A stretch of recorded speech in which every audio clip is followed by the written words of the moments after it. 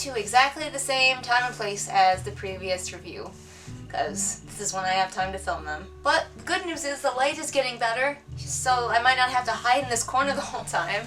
Today we are going to talk about A Curse Dark as Gold, which is a retelling of the Rumpelstilts-can't story. Let's read the synopsis on Goodreads. Charlotte Miller has often scoffed at talk of a curse on her family's woolen mill, which holds her beloved small town together.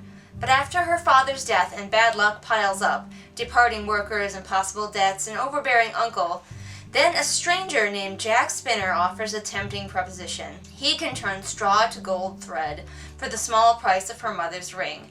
As Charlotte is drawn deeper into her bargains with Spinner and a romance with a local banker, she must unravel the truth of the curse on the mill and save the community she has always called home. I love Rumpelstilts-can't.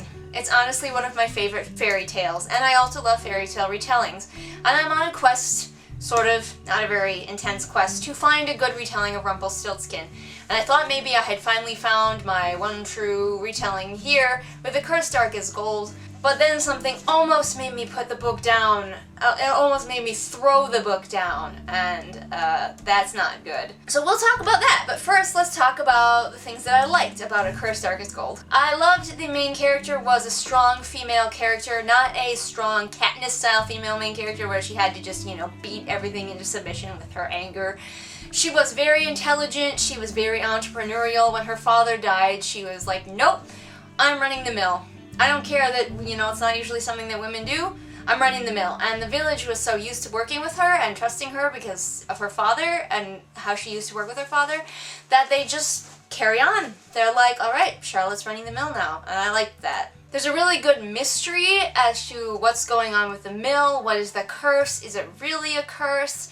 What other magical things are going on here? And I liked unraveling that. That was fun and intriguing. I liked the village, and I liked how real the village felt and how it relied on the mill, and how Charlotte knew that if the mill, went under, the town would be no more. It needed the mill to survive, and I liked that. And it was cool to see how important just something like a mill could be to people in that time period. Sort of like right before the Industrial Revolution, I think, pretty much. It's like right on the cusp. So it's a fictional village and a fictional place and time and whatever, but it's kind of that time period where they're about to figure out better ways to power and manufacture things. A lot of arm gestures today. I like that romance was part of the story, but it was not a huge part of the story. While there was a romance in it, it did not bog the story down. We did not focus overly on the romance. There was no love triangle, thank everything. And there was none of that really stupid, like, oh, what is this new feeling? Oh, my heart is all fluttery. Well, okay, there was a teeny tiny bit, but it was really minuscule. And it kind of went straight on to the relationship, so that was good. It was also more accurate because she met this guy a couple of times and then he asked her to marry him, which is more accurate for the time period. You just got married faster. You didn't date very long. I like the writing. The writing was very good. It definitely kept me engaged, very lyrical. I guess people keep saying writing is lyrical, and I never really understand what that means. Does it mean it's like a song? The writing was good. It was fun to read. The sisters, the relationship between the sisters, you don't get too many stories where there are strong sisters like Charlotte and her younger sister. So that was cool. They butted heads, of course, but it felt like a very real sister relationship. And at the end, I liked the townsfolk, but I especially loved them at the end, and the twist at the end with the villagers, which I guess I'm not going to spoil. It's probably going to be another medium spoiler episode. Okay, let's talk about the bad stuff, and we'll get to the thing that made me want to throw the book to the ground. So it was kind of slow. It was a very slow-paced book. So if you're in the mood for something that just sort of meanders along and tells a good story, but it really is not in a hurry, then this is the book for you. If you want something like fast-paced and da-da-da-da-da-da-da, hits every beat, there's no filler, then you probably shouldn't read this. I mean, I don't like filler. Everybody knows how I feel about filler, and so I was a little bit annoyed with the meandering that this book did. But I liked the characters enough, and the mystery was enough that I was still intrigued. The mystery, however, is sort of solved at, like, the final fourth of the book. like, it's talked about through all of the book, but the actual mystery-solving action happens at the very last little part of the book. And I wish that it had been more spread out and that she had been finding more clues through the whole book versus just being like, and then she found a whole bunch of clues all clumped together and then she knew. I kind of liked their Rumpelstiltskin, but I did not like the ending and how the Rumpelstiltskin issue was resolved. It does follow the Rumpelstiltskin story pretty well, so if you know that story, you can kind of guess what's going to happen. There's going to be baby stealing involved, or attempted baby stealing. But the way that she resolved it disappointed me. She was at the beginning of the book, I was excited because she was kind of set up as being good at making bargains herself, good at making deals, and I was like, oh, that's Rumpelstiltskin's thing, so she's going to have to bargain with him, and they're going to have some sort of epic bargaining battle at the end over the baby, and that is not what happened, and I was really disappointed that she didn't use her brain as much in the end to get her out of the situation, as it had been built up that she was going to. In fact, it almost kind of, like, the end of the book almost kind of went, she's super intelligent, but we're going to ask her to rely on emotions and feelings and, you know, belief in magic at the end, when we could have had both. So I was disappointed with how the Rumpelstiltskin thing was resolved. And the Rumpelstiltskin was okay.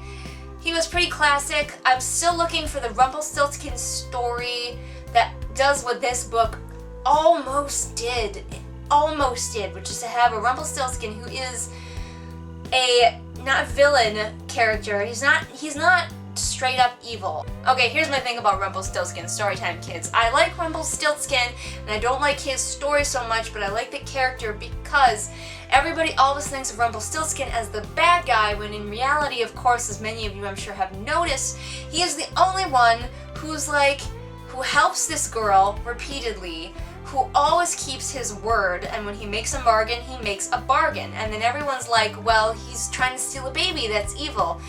And it's the girl's fault for promising him anything he wanted. You should not, when you've got some clearly spiritual creature working for you, you don't promise them anything. They'll be like, anything, solve my problem, I'll give you anything when I'm done. And then, of course, he wants a baby, and they get mad at him, and that's not his fault, because he has kept up every single end of his bargain. And so, I really want a story where he's not, like, completely sympathized with and not made into a good guy, but I want a story where, like, we see more of his character and more of the idiocy of the main characters, besides in the original story. So anyway, that's my thing about Rumpelstiltskin, why I love him. I've even played him in a play. I was Rumpelstiltskin. That was fun. I can't decide if I like the uncle in this story or not. He's a complex character, but he's also kind of annoying. So I don't know if I like him. But his name is Wheeler, and he's a wheeler dealer, so that's there. Okay, let's talk about the thing that made me want to throw down the book or throw it against a wall or something, and that is Charlotte has this thing where she tries to solve every problem on her own. In the beginning of the book, it is endearing and made me like her more because it was that part of her that made her go, I can run this mill, I can do it, I can succeed where other people are telling me I will fail, and it's gonna be me, pass or fail, sink or swim.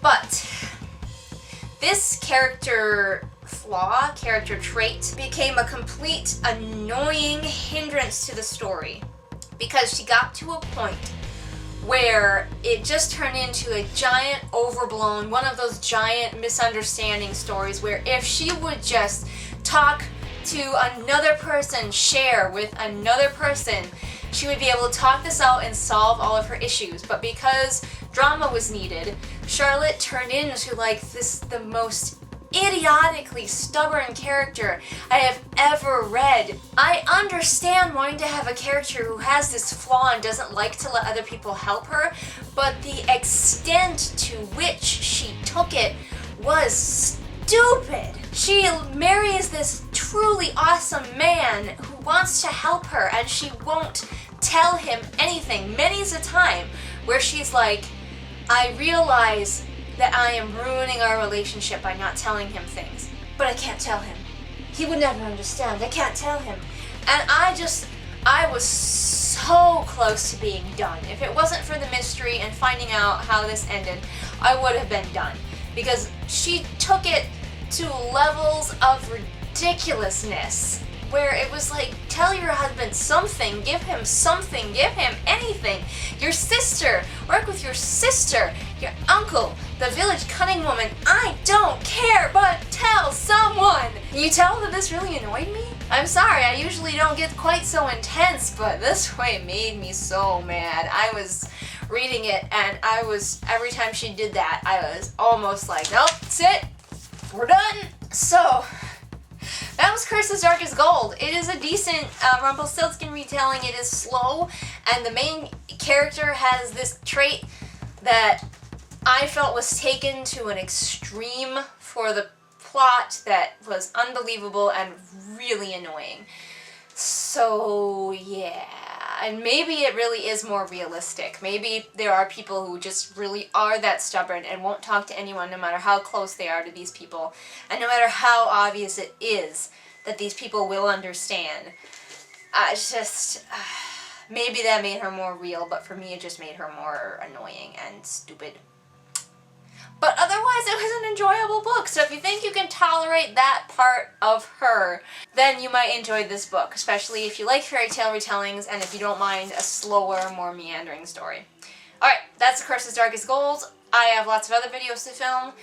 By the way, if you guys didn't know, I'm also a member of a gaming channel called Pariah Cast, where I have been doing Top 5 Wednesdays, gaming Top 5 Wednesdays. So go check them out. I'll link you in the doobly-doo. Until next time, though, I will see you on Read, Rant, and Review. Bye. I don't know why I'm doing this with my arms. I guess we're gonna hug. Hug.